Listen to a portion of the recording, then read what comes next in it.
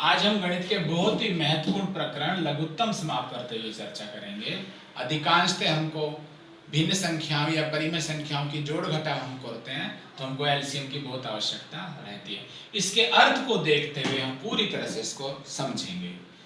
लघुत्तम समापवर्त्य यानी कि ऐसी संख्या जो दी गई संख्याओं को भाजित कर दे, उनमें भी सबसे छोटी संख्या हो, तो वो आपकी कहलाती है लघुत्तम समापवर्त्य। इंग्लिश में इसको बोलते हैं लीस्ट कॉमन मल्टीपल। तो हम थोड़ा सा उस तरह से इसको लेके चलेंगे, उदाहरण से लेके चलेंगे। कैसे? मान लो हमें दो संख्याएं दे दी 12 और 16। तो अर्थ से हम देखें, अगर हम एलसीएम इसको लिखते हैं तो सबसे पहले यहां से हम चलेंगे मल्टीपल्स, यानी कि 12 और 16 के मल्टीपल्स, यानी कि उसके गुणज, या जिसको हम अपवर्त्य बोलते हैं। तो हम 12 का भाग दें, 12 का पाड़ा बोलते हैं, तो 12 एकम 12, 12 दूना 24, 12 तिया 36, 12 चौक 48, 12 पंच 60, 12 छिक 72, 12 सत्ता 84। और ये आगे आगे ये चलता चलेगा। ऐसे ही 16 का हम पाड़ा बोले तो 16 एकम 16, 16 दूना 32, 16 तिया 48, 16 चौक 64, 16 पंच 80, 16 छिक 96। इधर 12 में भी 12 96। ऐसे हमारे इस तरह से निकलते हैं। तो हमने सबसे पहला काम किया मल्टीपल्स, यानी कि m को लिया। उसके बाद हम लेते हैं c यानी कि कॉमन, जो इन दोनों में कॉमन है। तो कॉमन यहाँ पे देखते हैं, यहाँ पर 48 है और दूसरी बार कॉमन आ रहा है अपने यहाँ पे 96। तो हमने सबसे पहले मल्टीपल्स लिए, फिर कॉमन लिए, और उसके बाद लीस्ट या लोएस्ट, जो सबसे छोटा है। तो हमारे 48 और 96 में सबसे छोटा आ गया अपना 48।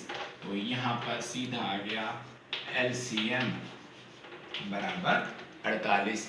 अब हिंदी में भी अगर इसको हम समझते हैं तो मल्टीपल्स होता है अपवर्त्य, सम यानी कि दोनों में हो, और लघुत्तम यानी कि सबसे छोटा।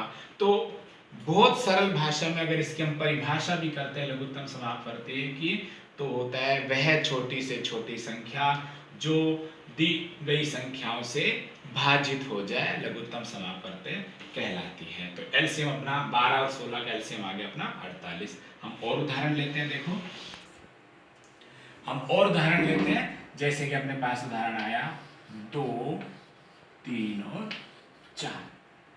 तो हम फिर से वही काम करेंगे, 2 के मल्टीपल्स लेंगे, 3 के लेंगे और 4 के लेंगे। 2 के मल्टीपल्स हम लेते हैं 2, 4, 6, 8, 10, 12, 14, 16, 18 आदि आगे तक। ऐसे 3 के हम मल्टीपल्स लेते हैं 3, 6, 9, 12, 15, 18, 21 आगे तक चलते हैं। ऐसे हम 4 के मल्टीपल्स लेते हैं 4, 8, 12, 16, 20, 24, 28 आगे तक। 21 के बाद यहाँ 24, 27 और आगे तक लेते हैं। तो फिर वही काम करेंगे। हमने सबसे पहला काम किया मल्टीपल्स लिए, फिर दूसरा काम हम करेंगे कॉमन लेने का। तो कॉमन मल्टीपल्स यहाँ हम देखेंगे। सबसे पहले अपने आगे आ रहा है 12। देखिए तीनों में आ रहा है 12। और देखते हैं हम आगे, तो बहुत आगे चलेंगे तो 24 भी आएगा। तो फिलहाल अपने पास अभी यहाँ पर आ गया, क्या हम 24 रखते हैं कहीं, तो 24 भी एक बार अपना आ जाता है। अब इन दोनों में 12 और 24 में लीस्ट यानी कि सबसे छोटा मल्टीपल लेंगे तो हमारा एलसीएम आ जाएगा इसका 12। तो 2, 3 और 4 का एलसीएम हो जाएगा अपना 12। अब देखिए, पिछले 2 उदाहरण जो मैंने आपको दिए थे वो है इसके अर्थ के हिसाब से लघुत्तम समापवर्त्य निकालना। अब लघुत्तम समापवर्त्य की एक विधि होती है जिससे हम संख्याओं को, अगर मान लो कल को बड़ी संख्या अपने पास आती है, उनके हम पहाड़े नहीं बोल पाते हैं, तो लघुत्तम समापवर्त्य की विधि, इस विधि को हम बोलते हैं गुणनखंड विधि या भाग विधि। अपने जैसे पहले उदाहरण लिया था, अपने सबसे पहले अपने जो पहले उदाहरण था वो था अपना 12 और 16।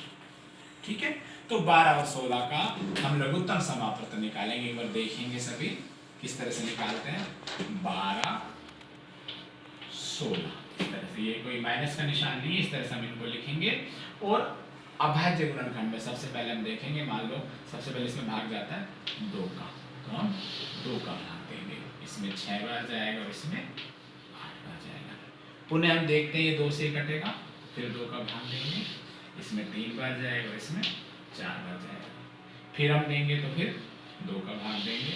अब जिसमें भाग नहीं जाता, इसमें ध्यान रखना है, एक सामान्य गुणनखंड में और लघुत्तम समापवर्त्य निकालने हमको यही ध्यान रखना है, भाग दिया हमने 3 में नहीं गया तो 3 को 3 ही लिखना है, और यहाँ 2 का 2 बार जाएगा। जैसे पुनः इसमें 2 का देंगे, जब तक 2 के नहीं हो जाए तब तक हम आगे नहीं बढ़ते हैं।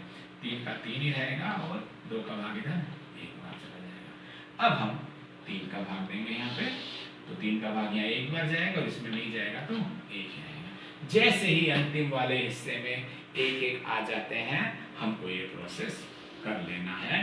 तो 12 और 16 का एलसीएम अपना आएगा, इन सबको गुणा करना, 2 दूना 4, दूना 8, दूना 16 और 16 दिया 48। तो हमारी संख्याओं का एलसीएम आ गया 48। ठीक ऐसे ही अपन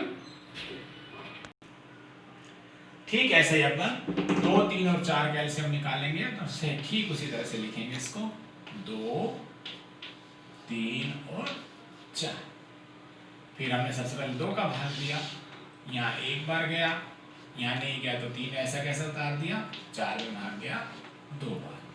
पुनः 2 का देंगे, 1, 3 के स्थान पे 3 लिखा, 2 का भाग गया 1 बार। अब यहाँ पर 3 है तो 3 का भाग दिया, 3, 1, 1 और 1।